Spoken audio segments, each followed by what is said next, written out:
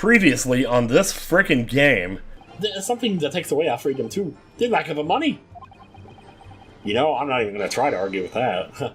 So did Inspector Gregson actually die while he was being held captive by these redheads? It really bothers me that they keep saying it was Inspector Gregson there.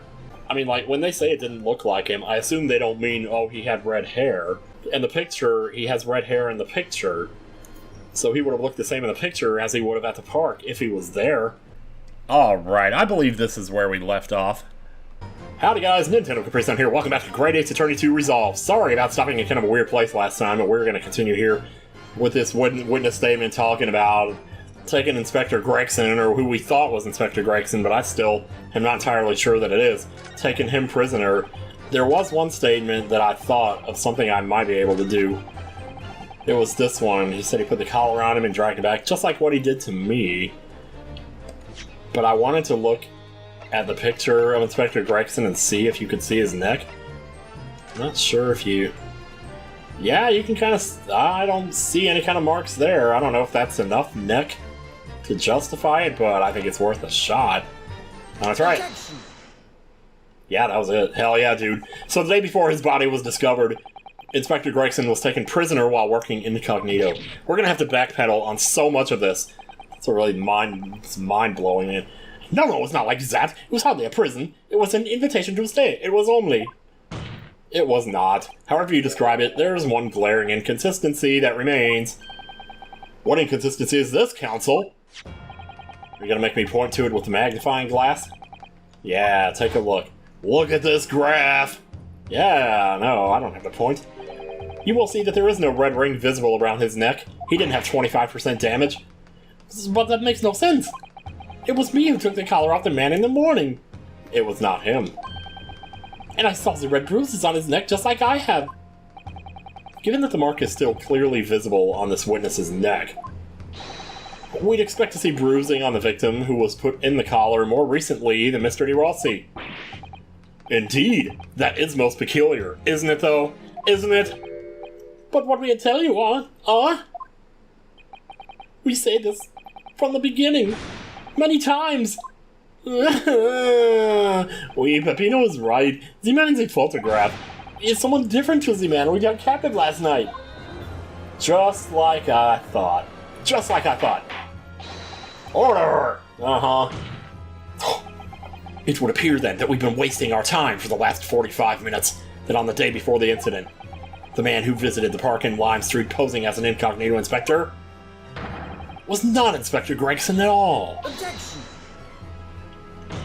Watch Case 5 come around, we forget about this, and then in Case 5, Strongheart's up on the witness stand, he reveals his neck, there's a red ring there, and then it all comes together.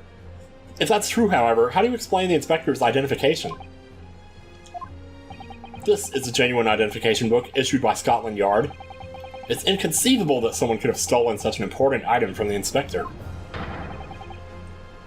But if they killed him, it's the person who... Oh, God.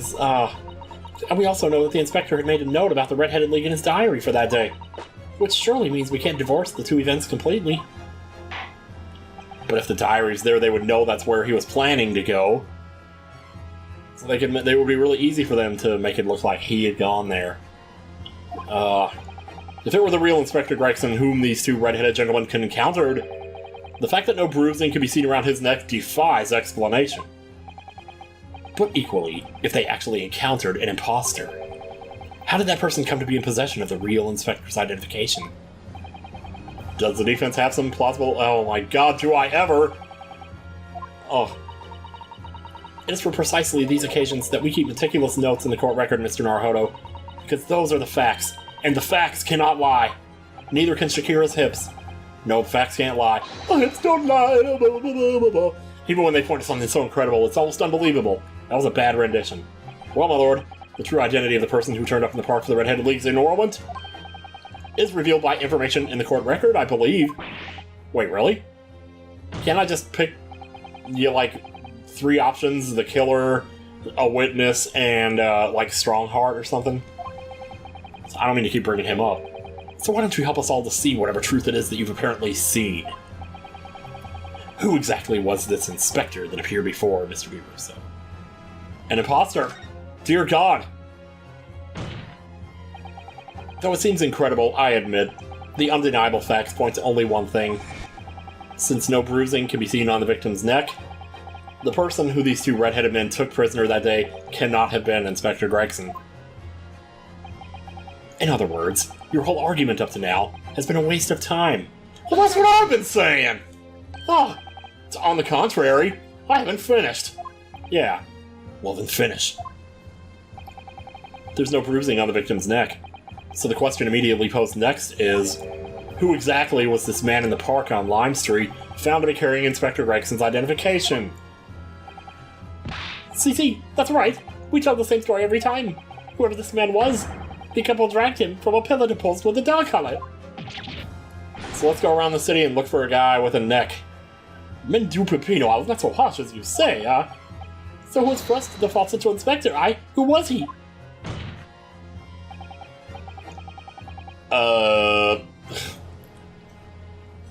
Clearly the defense has an idea about that. Sorry, I had to reboot my brain for a second there. About the true identity of the man these two imprisoned that night. I must ask the counsel for the defense to elaborate post-haste. Who did the witnesses encounter in the park posing as Inspector Gregson? What? Okay. Well, let's start ruling people out here. It's not you. It's not you. Oh! I bet it was her. And you know why? Here's why. Okay, just don't. Just don't. Who all's in here? Oh wow, there's a lot of people in here. Who are like those witnesses we were talking to earlier? It's not you. I don't think it was you. Well, yeah, we don't even know where he is. It's not you. Your neck is way too big to put a dog collar on. It's not you. It's not you. What? It's him. Oh. Was that visible when he was up there talking all that time? It's not you. Not you. Oh my god. Wow.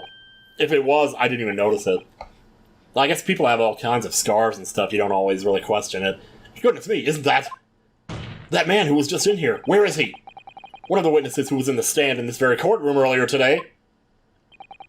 A nameless man whose only occupation appears to be peddling hearsay to passers-by. Objection! And assers-by.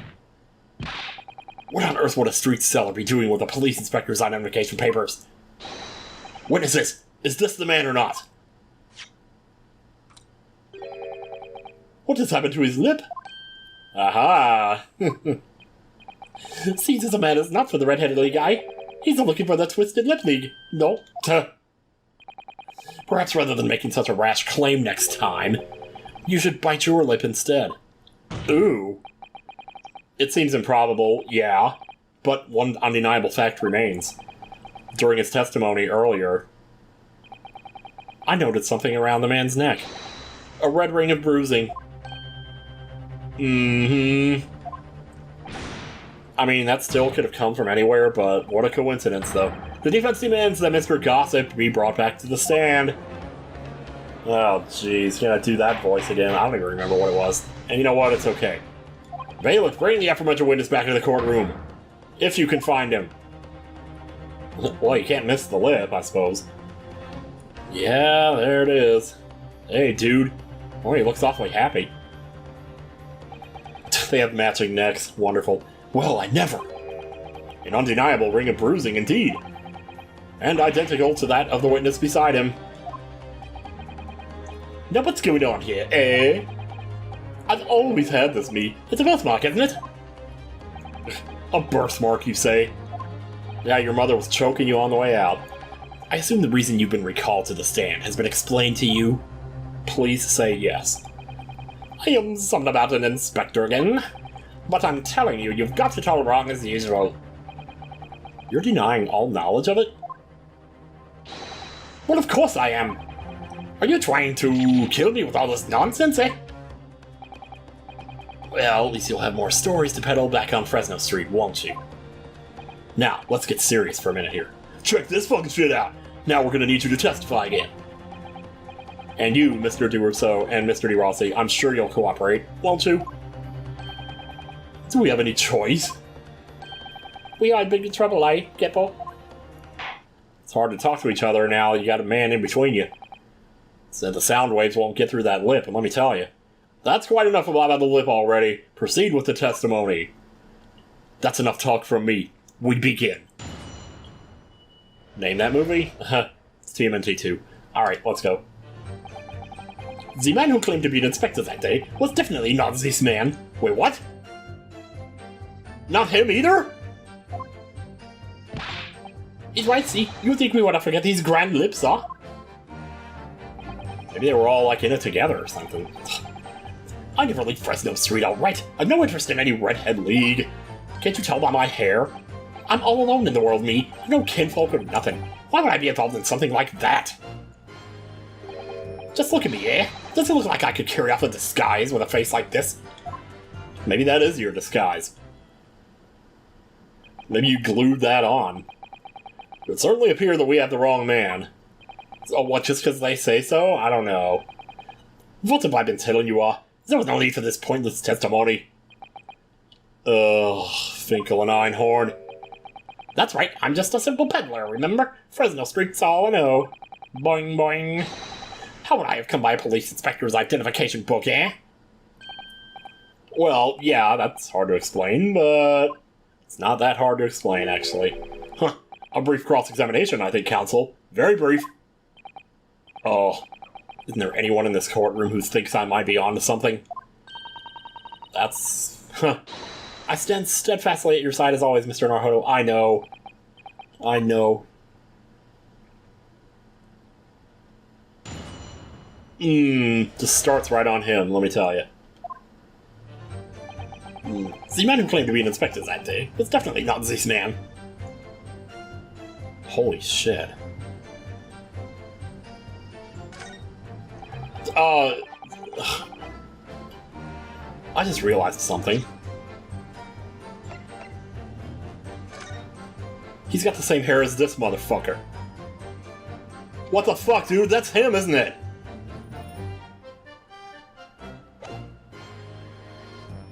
Oh, God. I never leave Fresno Street, alright? No interest in any redheaded league. Where do I even start here? Should I just go from the beginning? I guess. This man who claimed to be an inspector that day was definitely not this man. Well, okay. So you say, but how can you be quite so certain? There is no need to hurt your hands on the desk, monsieur. Surely no reason is obvious, none. Because he looks stupid. Because I have another before seen lips like these. Nevertheless, there's a clear red mark around Mr. Gossip's neck. And it looks very much like that left behind on the neck of your colleague by your prize collar. So if he was the prison guy, then maybe he killed Gregson because Gregson was onto something? Oh, man. I mean, well, that's kind of obvious, actually, if you really put two and two together here. One, two, what's your words? It's like you're trying to ring my neck. You're the only one who doesn't have your neck ringed around here. Doesn't very much like in my neck of the way. Yeah, we've seen it before. No. No, it's a birthmark, lad. Birthmark, lad. The biggest lips in London and a neck to die for. Oh, they broke the mold when they made me. You ain't no Pokemon. 41st time in my life. I feel lucky to have been born with this red hair. Ugh, and I thought being Japanese made you stand out in London. So you maintain that you've never seen this man before? Oui, c'est ça. I sweated by the flames of my hair. Well, that's not a very big bet to make, because if you lose that, you basically are the same... Never mind. So fierce pride has outgrown the frustration with your hair now, has it? Oh, God. That's actually him. He's right, see? You think we would forget these grand lips, huh? Hold it! Alright. Well, yeah, I don't imagine I'll forget those lips in a hurry, either. I'll be seeing them when I sleep at night. That is what I'm saying, and for some reason it makes me want to eat, how did Fabian call it? An eclair. You know, I've never seen the hair as black as yours before either. Likewise, I've never seen red hair like yours until I came to Britain. Well, cool. I guess that makes two of us. Maybe it's a national trait, huh? Maybe all the people from this man's country have the grand lips. Boing. No, lad, I was born right here on Fresno Street, and I never left. Oofa, that is quite the problem, see? So you definitely didn't go to the park on Lime Street that day, Mr. Gossip. Now, how many times do you want me to say it, eh? He's gonna say it again, then. So that's 3. I never leave Fresno Street. We're just in a Redhead League. We need something here. So, you heard of the Redheaded League, had you? You don't get a name like Gossip for nothing, eh? Why am I giving you that guy's voice? It's my business to know what's going on in town. I sold that nasty tidbit to a fair few redheads that came past me. Just between us, I even got sandwiched the conflict for it. Well, he does have a very red nose, if that counts. Who knows? But as you can see, my own hair's got not a hint of red in it. And in any case, Fresno Street's my patch. You won't catch me sidling off to some other part of town. No sir, not likely. Uh-oh. Excuse me! Excuse me! Here we go, here's our lead, baby. Mr. de Rousseau. Oh! Oh, oui. Can I help you? Yeah, are you feeling that stomach ache? This is how far it breaks. Did Mr. Gossip's words just now lead you to remember something relevant, perhaps? It was the other day, when I was looking for a place near the park. A small house or something. To be the headquarters of your Red-Headed League, yes. I visited an housing agent on Lime Street, and there I saw him. This man was paying money to the agent. Uh-oh. What? Mr. Gossip? With a housing agent? Yes. We had some kind of contract in his hand, and they were clearly discussing terms. No, you're mistaken, chum. I've never left Fresno Street like me. I've never left Fresno Street, me, like I said before. You've mistaken me for someone else. Someone with the same face.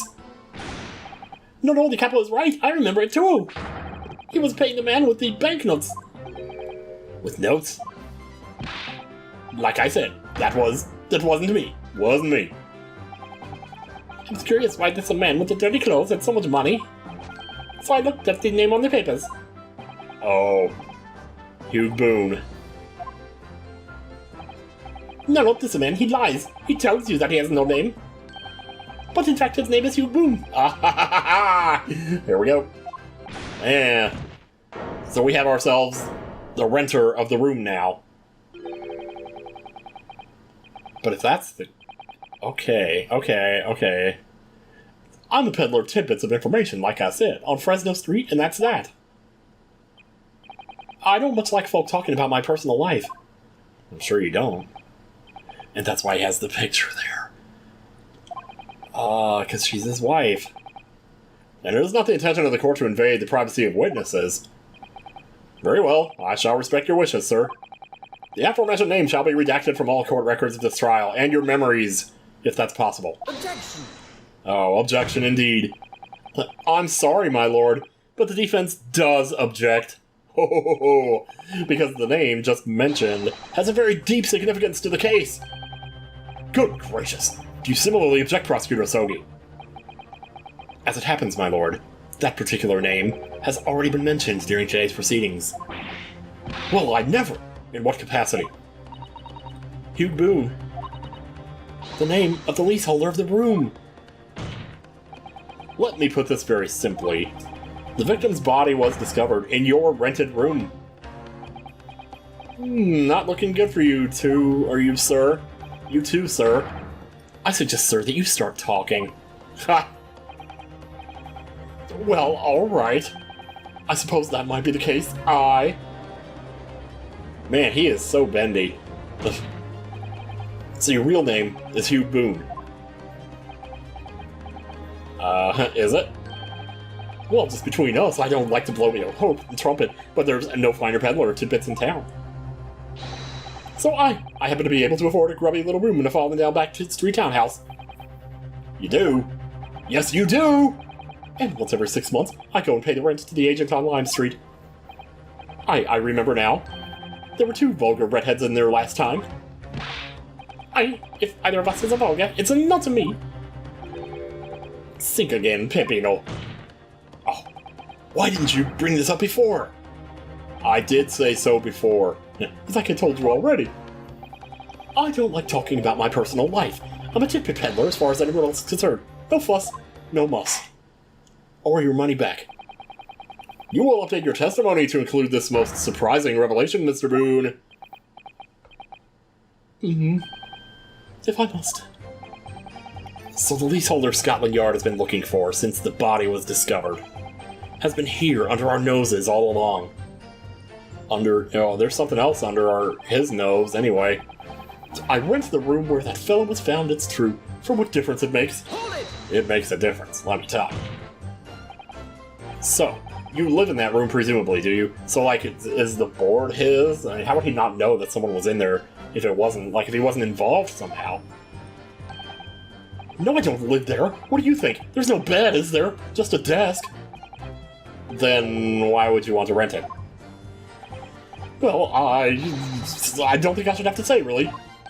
He's renting it out for the other guy, so... For Gregson, I mean, maybe... Like, if they were working together, maybe... so no one would know that Gregson was actually working there. Then how about the notice board in there? Which was covered from top to bottom in confidential documents only the police should have had access to. Ah, well... That board's not mine. The inspector must have brought it along. It's only the other bits and bobs that belong to me. The desk and the chair and that. People don't generally carry enormous notice boards around with them. The real question is, why was Inspector Gregson killed there in your room? How should I know? Well, obviously I'm not the faintest idea. I mean, it's causing me no end of bother, to be honest. Seems to me that Mr. Gossip, sorry, Mr. Boone, would rather as little known about his room as possible for some reason. Yeah, it does come across that way, and more importantly, knowing that the scene of the crime is actually his room completely changes things. In particular, there's one part of his testimony that's really bothering me now. That's how I'm finally going to undo this man. To undo dog this man. I'm all alone in the world, me. I've no kinfolk or nothing. Why would I be involved? It's right here. This is it. But, like, we haven't established that he's the guy yet, so maybe not. Well, no, but we established it's his room, and there's the picture of the lady. That might be enough. Because, like, why would this be? Why would this be in there? We haven't mentioned it yet, unless he's just gonna say it doesn't belong to him, but I think it's worth a shot. Yeah, baby. If you have no kinfolk, as you put it, then explain why it is that among the sparse furnishings, we found this photograph in the room. Oh! I presume, as you've been renting the room, that this photograph belongs to you, does it not? Oh, well... I like they changed his name to Boone. Mr. Reed, drop the pretense and tell the court exactly who you really are. I don't know what I am. I don't know who I am. What do you mean? I'm a peddler, I keep telling you. You really don't need to bother with me. Please, just leave it alone. Yeah, he's, that's the first time I've actually kind of felt for him there. He doesn't want us to know whatever this is. As the man says, leave it alone. Whatever the truth is about this man's life, it has no bearing on this case.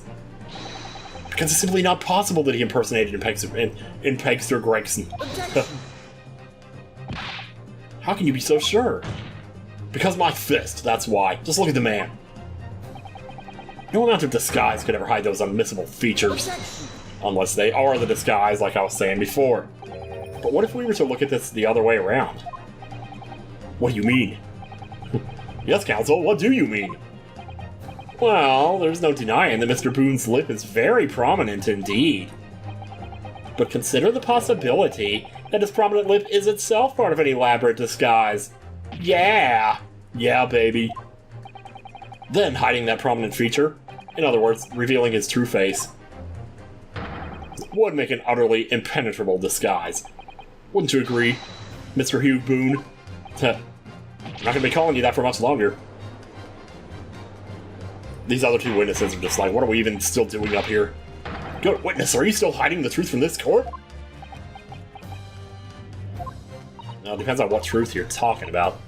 I mean, people have the right to privacy, but that's also the truth, you know? How far do you go? If it's a disguise, then underneath it, his true identity must be... Yes, that's right. There's really only one person he could really be. My lord, I mean, if the hair didn't give it away, the picture of the wife definitely does. The defense believes they can reveal Mr. Brune's true identity to the court. No. Please, God, no. Please! Please! Very well then, counsel. Shut up. I mean, I was not telling the counsel to shut up. I'm telling you. What is the true identity of this peddler? Go simply by the name of God's on the street. Ho! Daily vigil, y'all. 48 years old, a man who's disappeared without a word to his family. He was the former chief warder of Barclay Prison. It's about to come together. Your real name is actually Mr. Vigil, isn't it? Mr. Daily Vigil. I don't recall that name, counsel. Who is this Mr. Vigil? It's a name I encountered yesterday, my lord. It has to do with a certain client of Mr. Sherlock Holmes. A young gentlewoman came to the detective asking him to locate her missing husband. The woman in this photograph, in fact. This is Miss Vigil. Mrs. Vigil. What? From what I understand, you haven't returned home since the night before the inspector was found dead. But of course, on that night, you were being held captive by the two red-headed league men. Oh, wait. The night before? Oh, maybe that's why I was getting so confused. She's saying the night before Gregson died, which would have been... Like, there's the night before, there's the day Gregson died, and then there's the day we found him. That's 3 different days. Are we actually saying that, though? And last night, you were put up by the prosecution service in preparation for testifying in this trial. Because we've been led to believe that you, Miss Venus, and Mr. Sandwich were all homeless. Being important witnesses in this case, we needed to know where we could find you, of course. And that explains why you've not only been unable to return home, but also unable to contact your wife. Who's been beside herself with worry, waiting for you at the Vigil residence. Now, just hold on a minute. I don't have the first idea what I'm talking about. Really? Are you sure? It's a simple enough matter to confirm my suspicions. Just bring her in here, she'll tell us. All we have to do is pull off that disguise. Pull it off? No, please. Don't pull off my lip, it's gonna hurt! Bailiff, bring soap, a sponge, and a wash bowl at once. Or just get some forceps. I don't know. Mr. DeBristle or Mr. Rossi, you will restrain the witness. Oh, they gave them a job. Oh my lord. I can't believe he would actually get them to do that. So do you think you would get the bailiff or the police or something to do this? Stop, get off, please! Don't! Oh!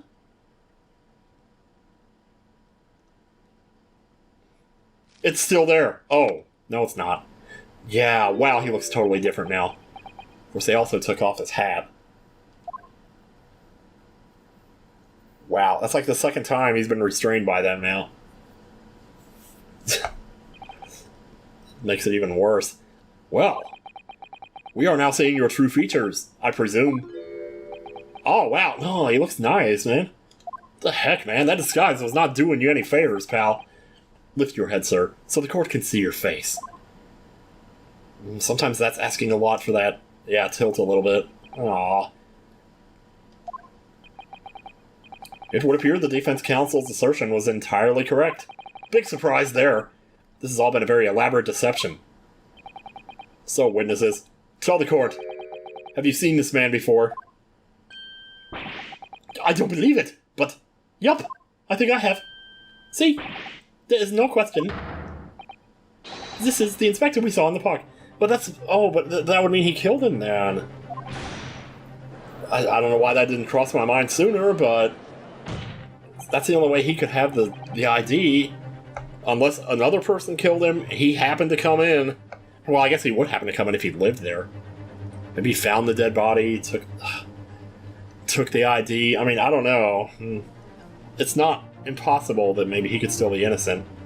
On the day of the Red-Headed League enrollment, the man claiming to be Inspector Gregson, who appeared before Russo and Rossi in the park, was you disguised as the inspector. Or rather, was you posing as the inspector in no disguise at all? Oh, I see. The disguise was so they wouldn't recognize him in court. Oh, man. Mr. Vigil was formerly employed as the chief warder at Barclay Prison. That's the stuff he really doesn't want us to tell. The chief warder? Then your career had promise. Why? You would quite possibly become the future governor of the prison. What on earth have you been doing peddling tittle-tattle on Fresno Street? Well, it's been 10 years since Mr. Vigil worked at the prison. 10 years? Yeah, he was fired. Because he helped a prisoner escape, I think is what it said.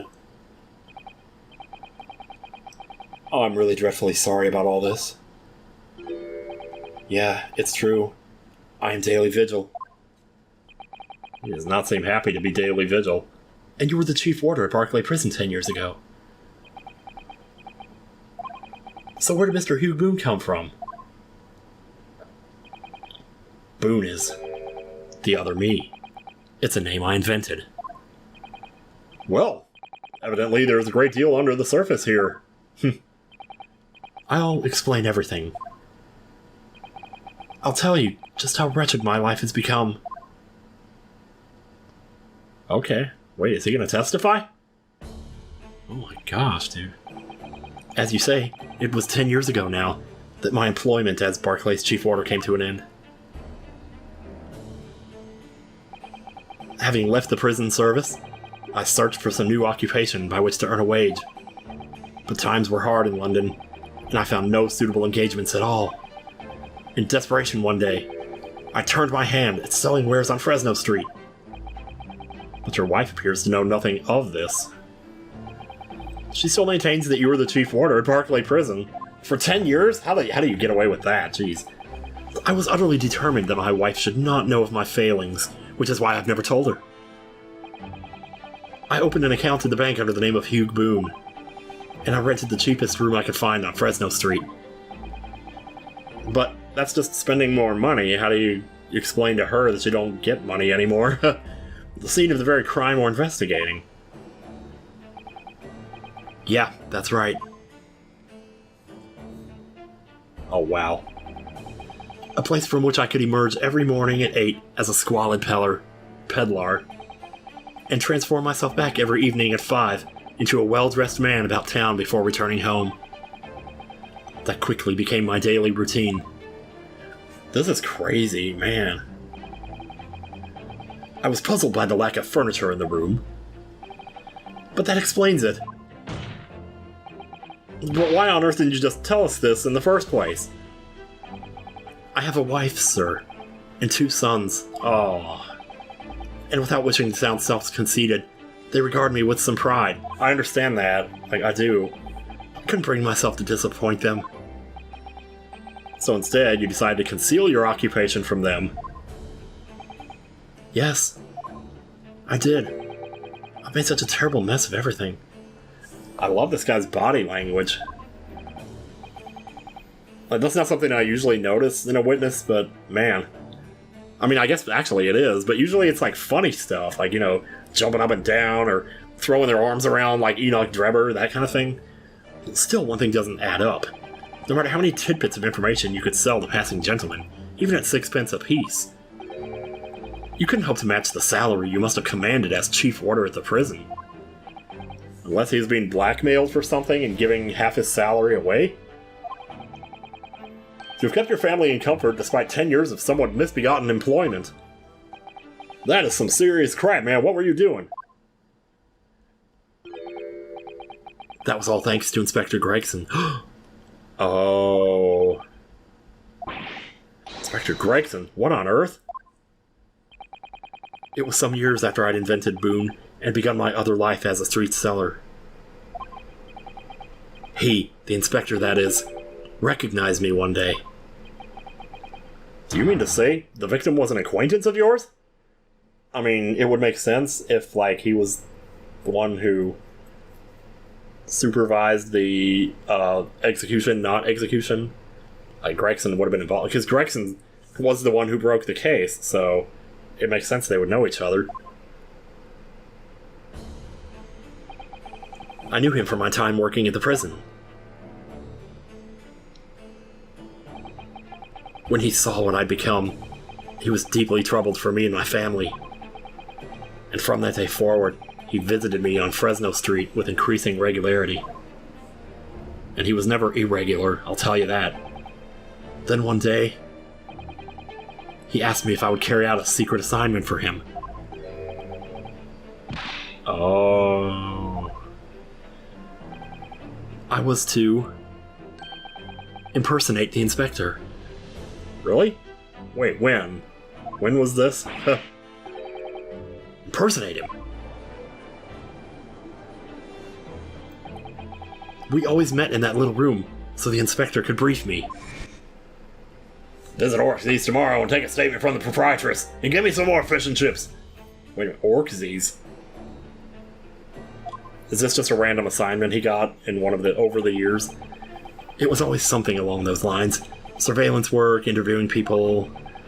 On those occasions, he would lend me his identification so people would believe who I was. My instructions were to make an impression, to let people know that Inspector Gregson had been at work. And for those services, he compensated me financially. Figured as much. Figured as much. Scotland Yard inspector willingly relinquished his identification into your care with intent to deceive? That is kinda questionable. Yeah. That, as I'm sure I need not point out, is a very serious criminal offense. Well, he's dead now, what you gonna do about it? But why? What was the point of you impersonating him? I truthfully do not know. All I can say, because he's on a hit list. Maybe he knew about that? But then, like, you're just gonna send somebody else to die in your place? I don't know if that's any... Oh, wait, what did he say before this? All I can say... Okay, I do not know. All I can say is that the inspector warned me on numerous occasions. Someone will try to kill you. Oh, it's good to see you, Luigi. Oh. Now remember, Vigil, I need your solemn word. You don't blab about this to anyone, alright? Ever. Even if... well... if I end up a croaker. Oh. Oh, gosh. In time, he started to bring papers with him to the room as well. It became something of a second office for him. This is so cool.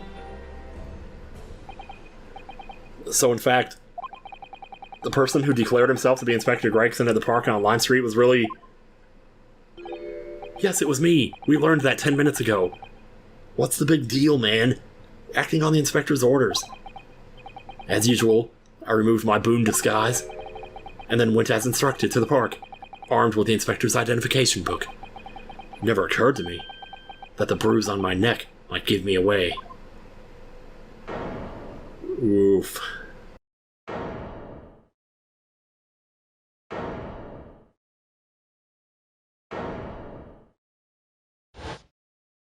Those were some slow transitions.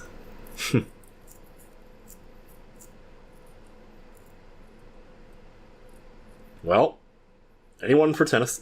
I said that last time. Well, it would seem this confession completely destroys the defense's case. Wait, what? I forgot about the case! Jeez, I was getting into that, man. Explain yourself, Prosecutor Osogi. Yeah, please do. My learned friend's assertion was as follows. The victim was killed at another location on the day before his corpse was discovered. Wait a minute. The victim was killed at another location on the day before... Okay.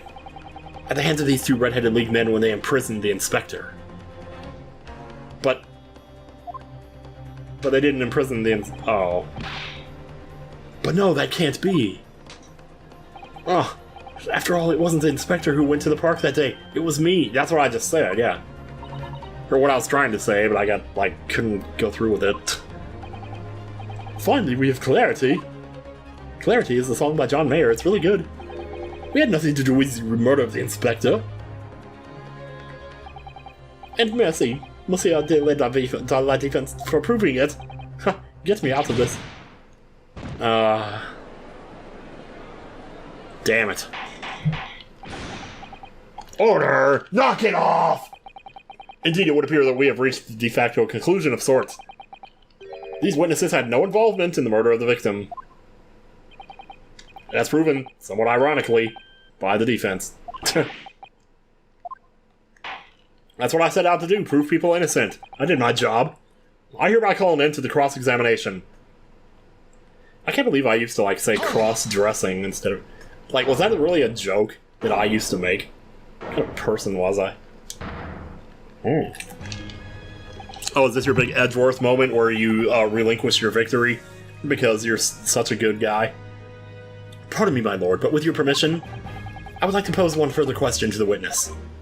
Yeah, which one? Kazuma. What question is that, counsel? It concerns the events of 10 years ago. I believe you would have been present at a very significant execution that was carried out at the... Holy jeez, he's going for it! He's going for it! Oh, man. 10 years ago. The execution of the professor. The toilet! I want to know exactly what your involvement was. We know. Have we shown that to him? I guess it's possible he might not know that. Answer me, man! Jeez! He's shocked. He's probably been sworn to secrecy or something. There's probably a guy with a gun on him right now that'll shoot him if he tries to say anything. Is it related to the current case? Naturally. It is? I mean, it is. It is the prosecution's belief that this case and the events of 10 years ago are inextricably linked. Huh. Does the defense concur, counsel? You're not yourself. You're not as calm and collected as usual. He's going up against me, man. He's got to give it his all. Poor Kazuma. No wonder he's acting this way. Mr. Vigil's memories of what happened 10 years ago would tell the tale of Genshin Asogi's last moments. His own father. Yeah, that does make sense. He would want to know this. I know, I do understand that, but even so... Like, there's no telling how somebody's gonna act when they're faced with the possibility of learning new information about something like that. Like, that'd be like someone telling me that my grandpa, who died 10 years ago, had, like, that something else was involved there. Like, ugh, I don't know what I would do. Prosecutor Asogi. I almost called him by his name, but I restrained myself. Do you genuinely believe that this question requires an answer in order to learn the truth behind Inspector Gregson's death? I need you to trust me. Please. Like, we know more than... Well, we know enough to be sure of that ourselves. Very well. Then the defense has no objection. The way he said that was the nicest... Well, the most human thing he said yet. When he said, I need you to trust me. Oh, that was an awesome moment that I kind of didn't realize was awesome until 10 seconds later. Don't you hate when that happens? It makes you want to rewind the game and watch it again. In that case, you will answer the question, witness. I don't think he wants to. The truth is, does he know that Asogi is the guy's son? Did they say that out loud? Because we were talking amongst it ourselves, but... I remember very little at that time. You've forgotten? I'm sorry to say, yes. As I said, I resigned from my role at the prison 10 years ago. Wait. Dismissal. He didn't resign, he was dismissed. But, can I examine? But if it comes out that he tried to help the prisoner escape, is the guy innocent or something? Maybe they got the wrong guy? Oh, tell me that's not true. Yeah, maybe we can present that to kind of... Well, let's just go one step at a time here. But for some peculiar reason, my memory of the events leading up to that moment is extremely hazy. Does that not strike you as strange, Mr. Naruhodo? Sorry? Well, 10 years is a long time, but to have forgotten the reason why he left such an important job? Yeah, you're right. And not only that, Mr. Vigil's claim contradicts what we already know. The question is, does Asogi know? The human spirit is a fragile thing. It's broken all too easily. Which is why we have a tendency to wrap it up for protection. Huh. Speaking from experience here? Sorry, the human spirit? I'm afraid I don't understand what you mean.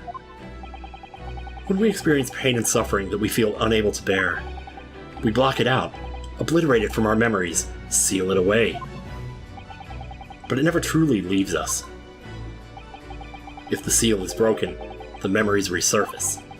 And when they do, that fragile spirit may finally be crushed. But I really don't. Kazuma-sama.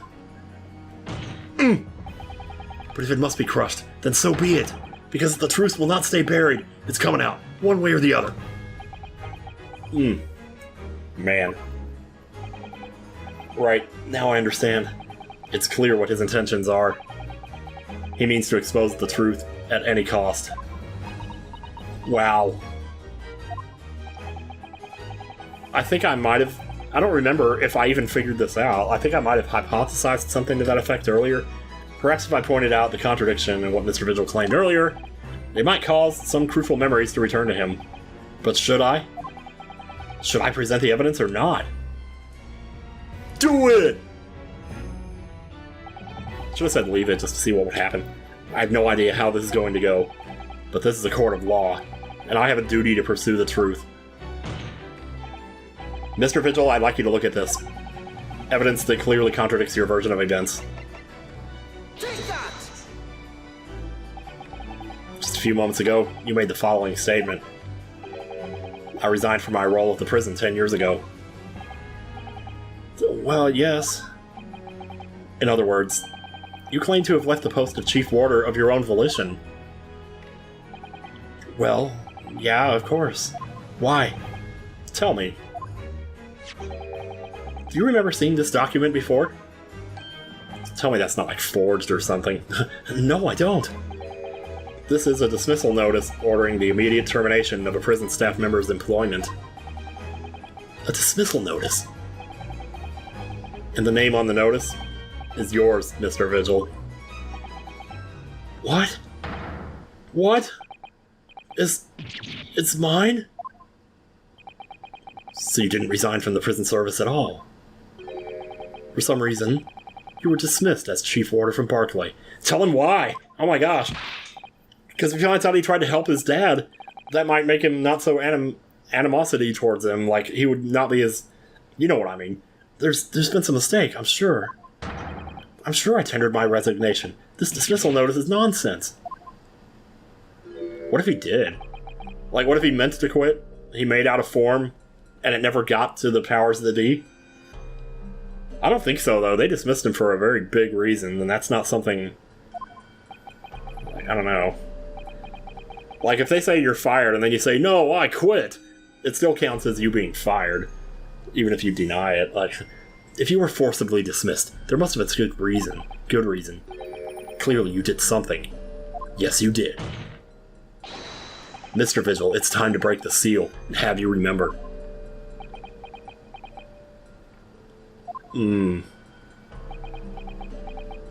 What do we got here? According to the few remaining records, the final execution that you supervised was on 17th of June 10 years ago. And on that day, something very serious took place at Barclay Prison. 17th of June? It's returning. The past returns. Was that a flash of light? The professor's execution? Professor... As you were the chief warder at the time, it stands to reason that you would have been present throughout the proceedings. It does sound familiar. And yet, that execution never took place. Right, because he rose out of the grave, but then somebody shot him. The convict, ostensibly executed earlier that day, later re-emerged from his grave.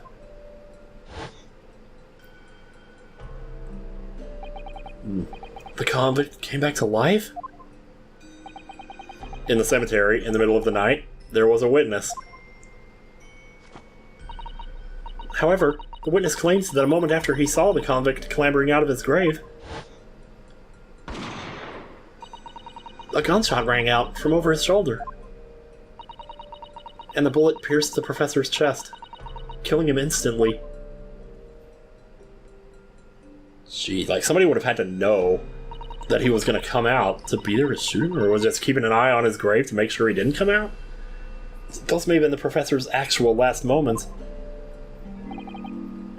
Yes, yes.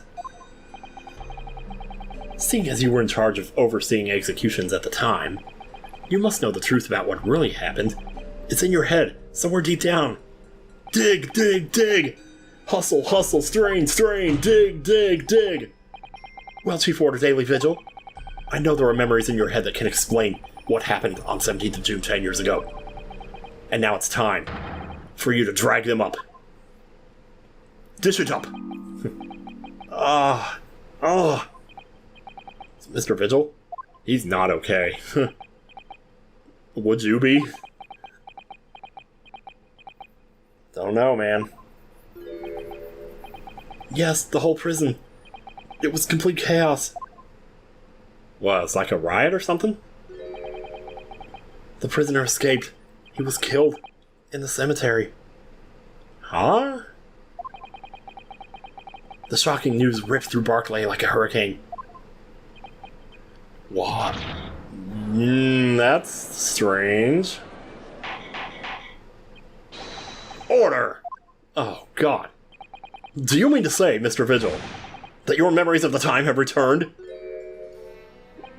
Is he the only one who thinks this? It's like the story was very different than that, as we heard it.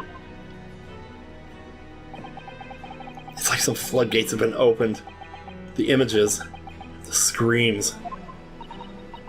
Oh my goodness. The papers. There were reports, articles about a man who'd seen a ghost. Yep, Enoch Drebber. But surely those reports were exaggerated. Well, there were traces at the scene. Traces of what? Traces of love long ago. In Locate Cemetery, at plot number 139. Blood. Lots of blood. That's where the man was buried, of course. Obviously, something terrible had happened there.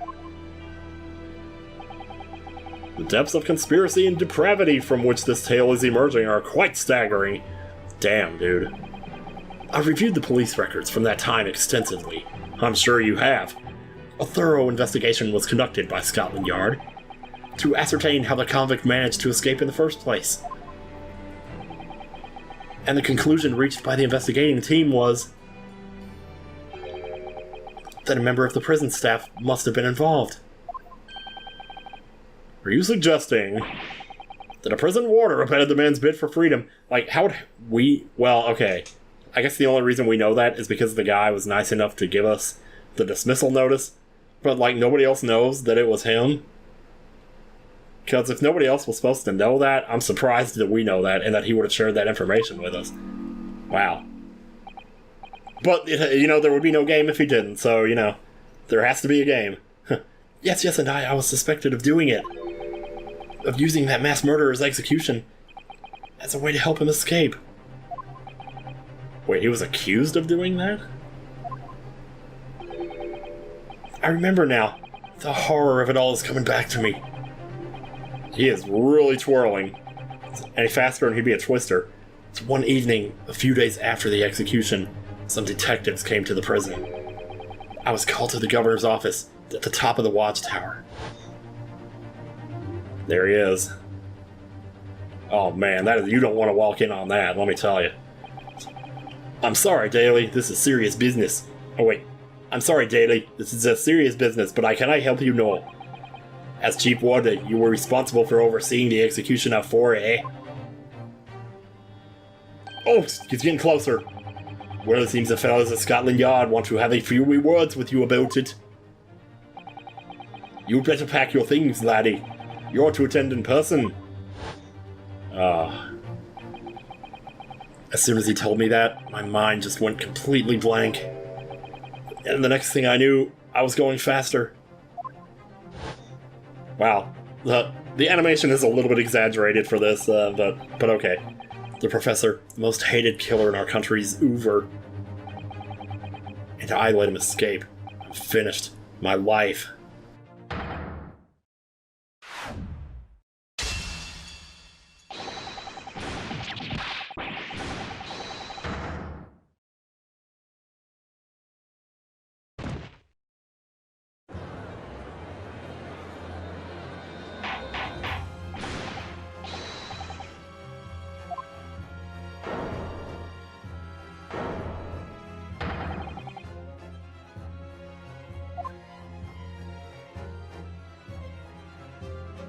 So, with Mr. Vigil's collapse, proceedings came to an abrupt end for the day.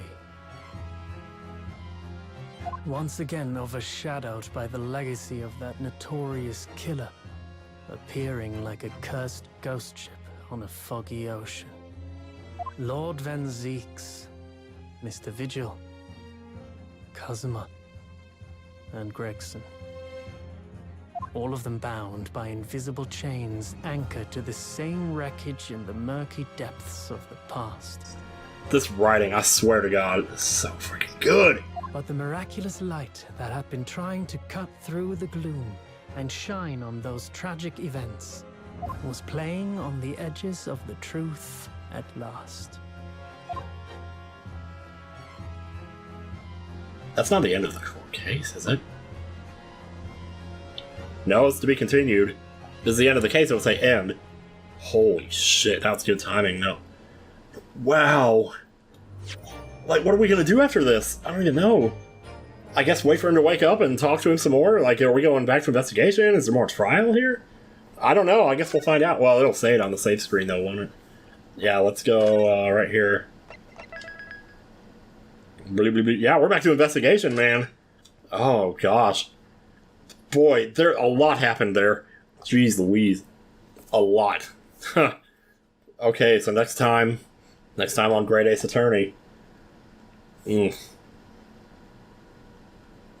don't even know what to say. See ya.